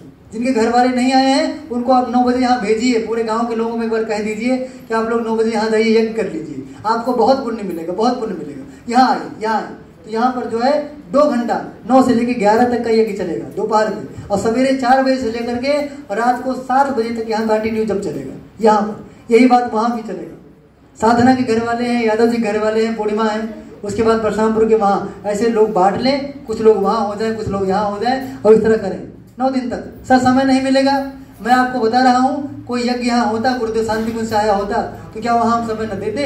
समझ लो गुरुदेव की पुकार है, हमको डेली यहाँ देना है। डेली हम शांति कुंज नहीं जा सकते, शक्तिपीठों पर नहीं जा सकते, डेली क्षेत्र में कार्य नहीं होता, तो यहाँ के नाम पर हम कुछ समय देंगे और रोज देंगे, नवरात्रि भर देंगे। हमारे घर में चोरी हो जाए सब, तब चोरी हो जाएगा तब क्या करेंगे सर जी? कोई लेके आ जाए, 1-2 घंटा मैं आपको बताता हूँ। 9 लोग थे जो गए थे यज्ञ कराने के लिए। तो आप जानते हैं, असली जब आग अंदर पैदा होती है ना, तो आदमी को बैरागी बना देती है, कोई सा काम कराते, असली आग पैदा होती है। बनावटी आदमी तो 3 दिन में लौट के चला आता है, वो बेकार है। अंदर आग पैदा हो जाए तो क्या? ऐसे 9 लोग थे, शांति कुंज गए थे, हम जैसे लोग थे, कम उम्र वाले थे। गुरुदेव ने कहा जगह यज्ञ कराओ, ठीक है। अब घर वाले 4 गाड़ी सुबह, 4 गाड़ी शाम, आराम से दूध खुराक दवाई सुबह शाम मिले। बाबा हो गए, पैसा नहीं कमाते, ये हो गए वो हो गए, पर अंदर गुरुदेव की आग लगी। हम 4 बार सोते, आज के बाद हम घर वाले सुनो, हम जावे न करें, गुरु न गड्ढा बाढ़ में। फिर लाए गुरुदेव वहीं पटकते, फिर हम आ जाए फिर वही पहुंच जाए, गुरुदेव बुला लेते, अंदर की आग जीने नहीं देते। वो 9 लोग गए थे ये कराने के लिए। पता लगा गर्मी का महीना, गांव में आग लग गई। वो गांव 350 का घर, 350 घर का पुरवा सब जलवल के बराबर हो गया। यज्ञ वक्त करा के लौटे, चौराहे बैठे थे, अब सर नीचे किए बैठे रहे, जब देखे कि आग लग गया। अब बेचारे परेशान थे, क्या करें, अब घर कैसे जाए, मर जाए कहीं, क्या करें। वैसे हम लोग बाबा जी बन के बदनाम थे, और घर पे आग लग गई, बड़ी विपदा हो गई, क्या करें, क्या करें। एक लोगों ने कहा अच्छा 1-2 घंटा जब बीत गया, अरे चलो अब आए हैं तो 4 गाड़ी से क्या ही करें, चलो देखा। गांव में जब गए तो बताते हैं ना, कभी हमने सुना था कि लंका में जब पूरी लंका जली थी तो विभीषण का एक घर बच गया था, और हम कहते थे ये बेवकूफ़ी वाली बात है। तुलसी बाबा को भ्रम हो गया होगा, लिख दिया। पूरी लंका सोने की जल रही हो और विभीषण का पक्षपाती घर भी बच गया हो, संभव ही नहीं है। कैसे बच गया? पर आज देख रहा हूँ वो तो राम राम थोड़े, हमारे श्री राम और 4 कदम आगे हैं। 350 के घर जल के खाक हो गए, बीच बीच के 9 घर केवल बचे रह गए, बाकी सब जल गए। 9 कदम उनसे भी आगे हैं गुरुदेव, राम से भी आगे 9 कदम जल गए। लोग देखने वाले बताते हैं कि जब लपटे चले तो पता लगे लपटे इधर की ओर आए, जैसे कोई खड़ा रहे उठा के लपटे उधर कर दे, और 9 घर ऐसे बच गए, नहीं जला। गुरुदेव के काम के लिए निकलेंगे, घर परिवार बच्चों को छोड़ करके, कभी बाल बांका हो सकता है। सुल्तानपुर के एक तिवारी ये कराने के लिए आए थे तो पता लगा जो है फोन आया कि उनका लड़का जो है कुएं में गिर गया था। लड़का बताता है मैं कुएं में गिर गया था। कुएं में तो बच्चे से पूछा गया छोटा सा, कैसे बाहर आए? उसको क्या पता कौन क्या। एक सफेद कुर्ता पहने सफेद बाल वाले और ऐसे कलर की जो है वो जो है कुर्ता पहने थे और धोती था। आए थे, हमको बाहर निकाल के सीधे उस पे कर दिए, हमने आज चले आए। गुर्दे निकाल के बाहर कर दिए। हम अपने घर नोट कर लेना, यदि मैं पूरा घर दांव पे लगाया हूँ, नौकरी दांव पे लगाया हूँ, विवाह दांव पे लगाया हूँ, पूरा नात रिश्तेदारी सब कुछ दांव पे लगा के बैठा हूँ, 4 गालियां सह के भी यहाँ बैठा हूँ, सब कुछ लुटा के कंगाल बैठा हूँ, तो 100 बार कम से कम गुर्दे को परखा गया होगा। सामान्य स्थिति में नहीं, जब आके वो बचाए होंगे तब भी, नहीं तो फिर हम जाते। अगर हमको डर लगता हम क्यों जाते कि रिस्क लेते। हमें बुलाया गया था जो है जेल में बस्ती, कहा गया सर जी एक संडे आप आइए। शुरू का संडे था, हम गए थे तो उसमें पता लगा जो गैंग रेपिस्ट हैं, जो मर्डरर हैं, उनको इकट्ठा करके, किशोर बच्चे हैं जो, उनको इकट्ठा करके बस चल सकता ठीक करने के लिए वहाँ बुलाया गया था। जेलर साहब से बैठ के कुछ देर बात हुई, उन्होंने कहा 20 दिन पहले अब एक जो है दरोगा भाड़ा ही दिन मार डालने को, तो हम कहा वही चलाया वो दादा मोटिवेट करेंगे। पर चढ़ी है गुरुदेव का सुर, बोलना तो है। चले गए उसके अंदर, 2 सिपाही तो थे सिक्योरिटी के रूप में वहां बैठे। उसके बाद मैट बिछाया गया, पता पड़ा मोटिवेट करना है इनको। अब ये 20% बच्चे बैठे, बाकी सब 80% क्यों इधर खड़े ना उधर चिल्लाए, छुपाए नहीं हो। हमने कमर सीधी का, हम कमर सीधी कर लो, दोनों हाथ गोद में, गायत्री मंत्र हमारे साथ साथ गायत्री मंत्र कराया। उसके बाद में मुख से पहली बात निकली, क्या निकली कि हमने तो सुना था कभी भगवान श्री कृष्ण जेल में पैदा हुए थे, आज तो मैं साक्षात देखने का सौभाग्य हूँ। एक बात। दूसरी बात, उसके बाद में थोड़ा मोटिवेट किया। उसके बाद आज तक हमने कहा सुधार की प्रक्रिया हमने बहुत किया, पर सही जगह पहली बार पहुंचा हूँ, यही हमको आने की आवश्यकता थी पहले से। उसके बाद में बुद्ध भगवान के बारे में बताया। उसके बाद में हमने को जितने नाम याद थे जो आज़ादी के समय जेल में गए थे, सबका अक्षर से नाम गिनाया। बाद में बताया कि ये सब जेल में बैठे थे और देश किस कदर गुलाम था, उसको उबारने के लिए, उसको आज़ाद कराने के लिए ये सब के सब जेल में प्लानिंग कर रहे थे। तमाम एग्जाम्पल दिया कैसे कैसे कर रहे थे, कितनों की माँ तड़प रही होगी, तमाम बातें कहीं, माँ के बारे में याद दिलाया। जब घर का बोझ कराया बच्चों को, 1 घंटा लेक्चर दिया, आंसू लोगों का आने लगे, सब के सब बैठ गए। निकला हूँ तो मुझे लोग प्रणाम करके गया, जाइए। सारे बच्चे दिया का पीला टी-शर्ट पहनते, सब अपराधी है। देखो कभी कभी आता भी फेसबुक पे, पीला टी-शर्ट पहनते हैं, हर संडे यज्ञ करते हैं, सारे बच्चे मंत्र लेकर करते हैं। वहाँ लाइब्रेरी स्थापित गुरुदेव की लोग स्वाध्याय करते हैं, जेल में करके आए, बताइए, कल्पना करके वहाँ लोग बदल के आते हैं। अरे जो लोगों को मार डाला, बताते हैं कि भैया हम कहीं इनको सुधारने वाली कोई प्रक्रिया नहीं है। 1.5 लाख रुपए एक प्रोफेसर को सैलरी मिलती, आते हैं कुर्सी ढोल के चले जाते, कुछ नहीं बताते, और उनके जीवन का कोई प्रभाव भी नहीं है। 60-65 संडे हो गया वहाँ, आज बच्चों की जीवनी अलग हो गई। उठाओ संकल्प पत्र बच्चों का, बच्चों ने लिखा है कि मैं जाऊंगा तो 1 लाख पौधे लगवाऊंगा, जाऊंगा तो मैं बाल संस्कारशाला ही चलाऊंगा। वो बच्चे संकल्प पत्र भर भर के बैठे। वो गुरुदेव जहाँ बीच में लेकर के जाते हैं, वो कितना बढ़िया काम कराते हैं, आप कल्पना करके विचार करिए, सोच नहीं सकते। हम और डॉक्टर साहब गए थे, रात के लगभग 11 बज रहे थे, लौटे थे रुधौली से, रास्ता भटक गए और पता लगा एक लीक पकड़ लिया, चले गए शमशान घाट में। बड़ा बड़ा पुल, बड़ा बड़ा झुट्टा, इधर देखो उधर भूत हुए रहते, हम वही जलाओ सैन करिया। हम कहीं कहा ये दादा, अब घुमाए रहिए ना मिले। डर तो नहीं लगा, डॉक्टर को थोड़ी हड़बड़ी थी, जल्दी जल्दी थी, हमको डर नहीं लगा। गुरुदेव बसते हैं अंदर, डर तो नहीं लगा। तो मैं सोचता हूँ रहिए ना मिला, जाप का और जो लिखते मैं गए वो नहीं मिला, तो आप क्या करें। देखा आगे से, देखा लाल लाल बत्ती कोई जल रही है, उसी बत्ती को देख करके 2 आदमी उसमें बैठते थे। हम सीधे चले गए और बता पड़ा उधर हम जाएंगे, उसका पीछा करके चले, रास्ते पर पहुंच गए, थोड़ी दूर गए चले। उसके बाद में थोड़ा कटा, उसके बाद तब हमको याद है कि उसको देखूं कौन है, बाद में याद है, वो तो तुम्हें याद नहीं। देखा तो आगा पीछा दूर तक रुक करके गाड़ी देख लिया, ठहरते कोई है ही नहीं। मुझे लगा वही रहे होंगे और कौन रहे होंगे, मैं डूबूंगा बचाएगा कौन, इसको इतनी सत्य आ रही मुझे आए सुनसान में दिखाए, और चारों तरफ दिख रहा है कोई गाड़ी नहीं आ रही है। अरे लाल बत्ती अगर दिखाई दे रही है इसका मतलब धीरे से उसको पीली बत्ती भी पहले दिखाई देनी चाहिए थी, पर लाल लाल सीधा वहीं प्रकट हुआ चला गया वो। एक भाई साहब 5 भाई साहब गए थे ये कराने के लिए, दोपहरिया समय एक चौराहे पर खड़े थे, भूखे थे बेचारे परेशान, क्या करें, न गाड़ी आना न जाना, सुनसान इलाका। थोड़ी देर बाद ट्रक आया, लोगों का बाबा जी बैठेंगे, चल रहा हूँ, बैठ गए पीछे ट्रक में। उसके बाद उधर से पीछे देखा, अब भूख लगी हो तो सेब की पेटियां हैं, खा लो सेब खाए, सब लोग सेब खाए।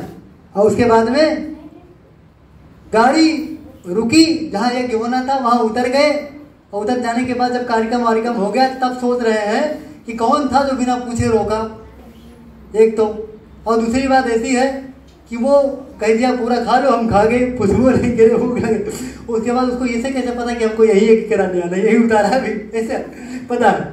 गए तो गुरुदेव बैठे थे, लिख रहे थे। उसके बाद जैसे ये लोग पहुंचे तो लिखते ही गुरुदेव क्या बोलते हैं, क्या करूं तुम लोगों के लिए, हमको ट्रक भी चलाना पड़ता है, क्या क्या करना पड़ेगा, क्या क्या तुम लोग करवाओगे हमसे। अब क्या ही बता दूं, अपने गुरुदेव ऐसे हैं कि हम क्या कहते, कितना कहूं, कितना बखानूं। मैं अपने घर पे तो अनुभव करता हूं, आप जान लीजिए आपके पास लाखों की आमदनी होगी तभी हर संडे आप भंडारा कर पाए, टूट जाएंगे आप।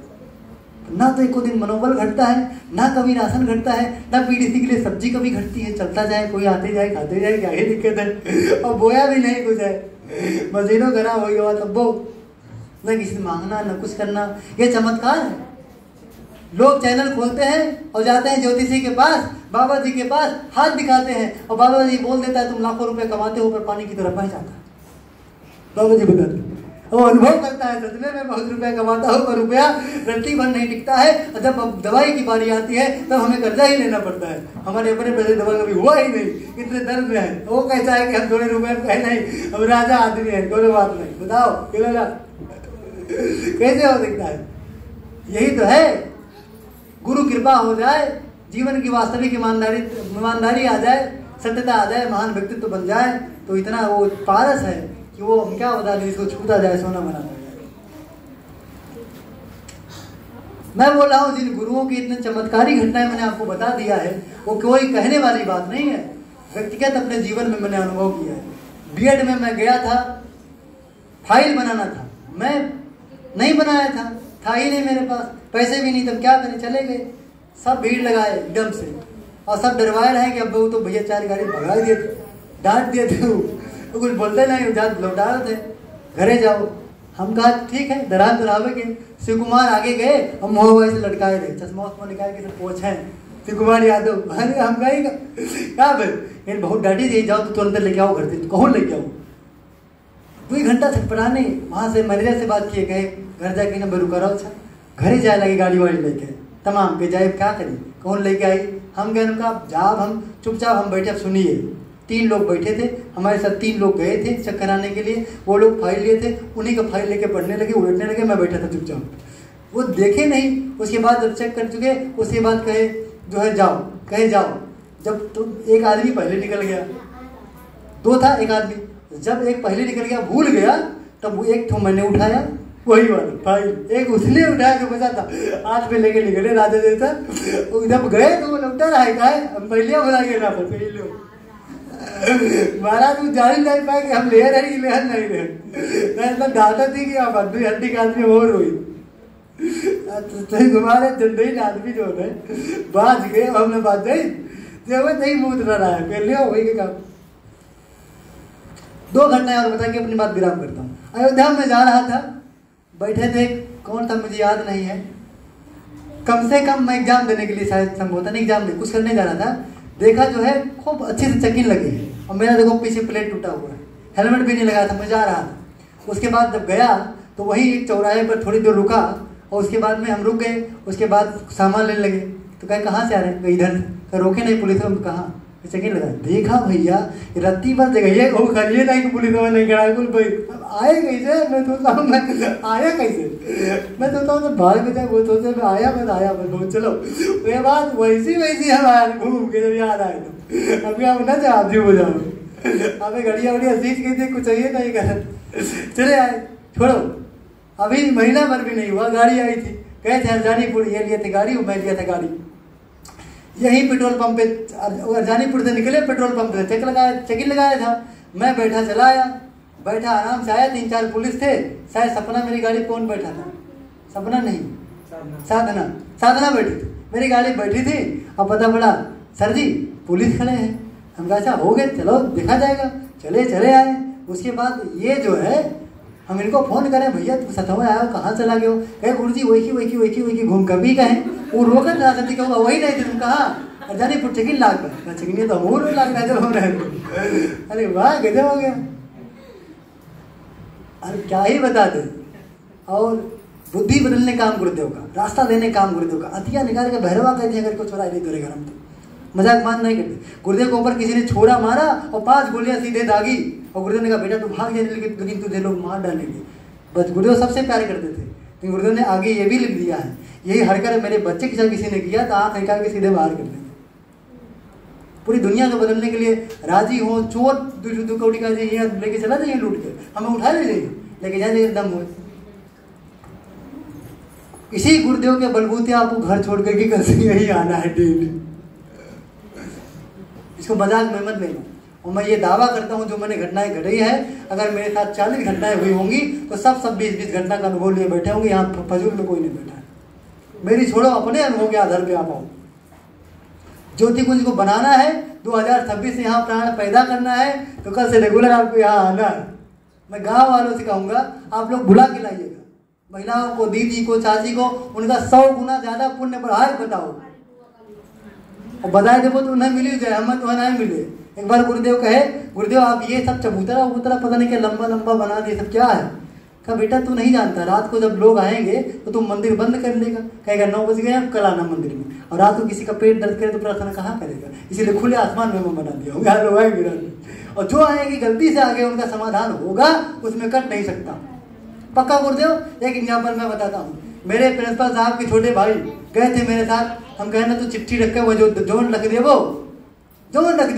सब हो जाए। कहे सर जी सही माँ? अरे हम कहा यार सही में झूठ तुझसे बोले कौन काम? लिखो।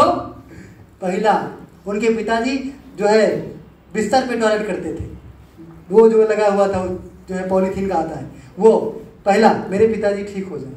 बरसों से बहन की शादी ढूंढ रहे थे, बीएड की थी पर उतनी एजुकेटेड नहीं, बढ़िया एक्सपर्ट नहीं, उसके लिए शादी नहीं मिल रही है, बहुत दिन हो गए। तीसरा, जमीन 4 बीघा फंसी हुई है, मिल जाए तो ठीक है। 3 बातें लिखी थी उन्होंने। लौट करके आए, 2.5 साल हो गए उनको लौट करके आए। उनके पिताजी साइकिल चला करके आते हैं, आप कहेंगे नहीं कि जीवन में वो कभी भी मारते। पहला, उनकी जो सिस्टर की शादी हुई, जो जोड़ी बनी है, 2 लाख रुपए महीने, सॉफ्टवेयर इंजीनियर है वो, उनसे शादी हुई है। और ऐसा राजा लड़का, ऐसा मधुर वाणी बोलने वाला, ऐसा शानदार व्यक्तित्व, शांत कुंज में भी गए तुमको टहलाया हूँ। इतना बढ़िया परिवार शायद आप ढूंढा करें टार्च लेके मिलेगा नहीं। तीसरा, वो जमीन मेरे सामने देखो, बड़ा सा वो लगा हुआ है, इतना बड़ा जो है, उसमें वो ग्राउंड बनवा दिए, पीछे जाके देखिए बड़ा ग्राउंड बन गया। 3 बातें मिल गई और मिशन से उनका कोई लेना देना नहीं है, केवल 1 माला डेली जब करते हैं। 18 मिनट लगता है और 1 माला कर देंगे। 2 कह लियो ना अभी 1 करो, चलो ठीक। एक बाबू जी ने कहा, गुरुदेव ने कहा था कि ये लोग जो चिट्ठी रखेंगे, भावना करेंगे, आएंगे, मथा टिकाएंगे, उनकी सारी मनोकामनाएं जो जरूरी होंगे हम जहां तक बन पड़ेगा सब करेंगे।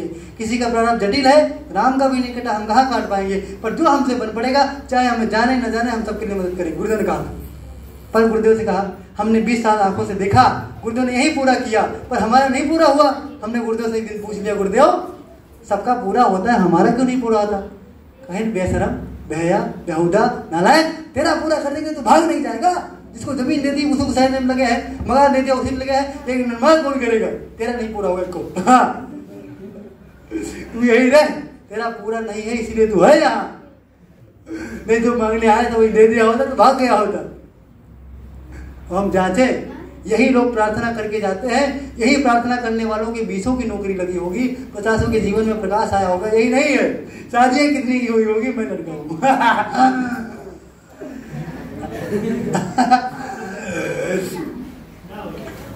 ना हुए मैं बोला था उनको इसी में भला दिखता होगा, क्या करें बताइए। इसमें भी कोई एक ऐसी बात नहीं जो भाव आवेश में बोली गई हो, निराधार हो या किसी का प्रमाण ना हो, सब प्रमाण आधार। इसलिए सब गुरु हम पा गए, स्वयं भगवान हमारे गुरु, परम सौभाग्य हमारा है। और तारी चेतना जब आती है, यदा यदा ही धर्मस्य ग्लानिर्भवत भारत अभ्युत्थानम धर्मस्य तदात्मानं सजाम्यहम् परित्राणाय साधूनां विनाशाय च दुष्कृतां धर्म संस्थापनार्थाय संभवामि योगिनी। वही परमात्मा जो धरती पर आता है, कभी कभी सब कुछ हल करने के लिए वो अपने अब की बार गुरुदेव के रूप में आया, राम के रूप में, कृष्ण के रूप में, बुद्ध के रूप में, कबीर के रूप में। इस तरह से उसका क्रम चलता ही आया है। वो आया है और देवता उसके साथ ना आए हो, संभव नहीं है। राम जी अगर भगवान होंगे, विष्णु होंगे, तो हनुमान जी भोलेनाथ होंगे, इसमें कोई दो राय नहीं है। कोई ना कोई देवता होंगे। ये बंदर के बस की बात नहीं कि रावण से टकरा जाते। ये बंदरों के रूप में जो देवता लोग चले आए थे ना, वही टकराए। आज की जो बीमारियां, जो परेशानियां हैं, जो परंपरागत, मैं कह दूं घर पे एक डीजे गंदा गाना बंद कर दीजिए ना, ये राक्षस परंपरा खड़ा है आपके अंदर, दम नहीं कि बंद कर दो, पर जिसके भीतर देवता पैदा होगा वो बंद कर देगा। बंद इसलिए कर देगा, इसको देखो खड़ी हो जाके देवी बैठी है, वो क्या नाम है, क्या नाम बताओ भैया? अरे वो संध्या, संध्या खड़ी हो जाओ, 20 खड़ी हो जा, खड़ी हो जा। एक देवी अभी अवतरित हो गई है देवलोक से, ताली हो जाइए इसके लिए। 20 घर का मांस बंद करा दी, डांट के बंद कर दियो ना, ठीक ना खाए, ये इतना मुस्कुराती रहती है। और जगह कहीं ठीक ना खाए, जगह ठीक हो ना खाए, बंद कर दे। आप बताओ, देखो अपने परिवार में ही 10 लोगों का छुड़ा दिया, परिवार को ही छुड़ा। चलो जाने दो, अपने छोटे भाई को दुर्गुण छुड़ा दीजिए, आप बड़े भाई पापा छोड़ती छुड़वा दो, चलो कुछ ना हो पाए। जो काम बड़े बड़े राजा नहीं कर पाए रावण से, वो बंदर करते हैं। अंगद जी कहते हैं तोरे दम हो तो उठाओ ये गुड़वा जमाए धन लो जोर देता हो, पूरे लंका का पूरा खानदान आई जाओ, उठाए नहीं पाए। बनने बस की बात नहीं है, ये देवता के बस की बात है, केवल देवता के बस की बात है बस। और देवता लोग देवते कुछ में नहीं आएंगे कल से, तो बात बनेगी नहीं। कितने लोग कल से आएंगे, रेगुलर आएंगे, चाहे घंटा ही आए, हमको बताइए, हाथ करिए। कम से कम चोरी बहाना तो ना ही कर दो कि चोरी ना हो जाए। अब मैं आधे लिखवा दूं किसी जी 2 लाख रुपए के सामान रखे हैं, चुरा ले तो ले, अब हम तो भजन बंदोबस्त कह रही, झूठ ना बोले लोग, तो कुछ ना कर लिए। चलिए अब आप लोग कल आएंगे, श्रमदान का कार्यक्रम चलना है।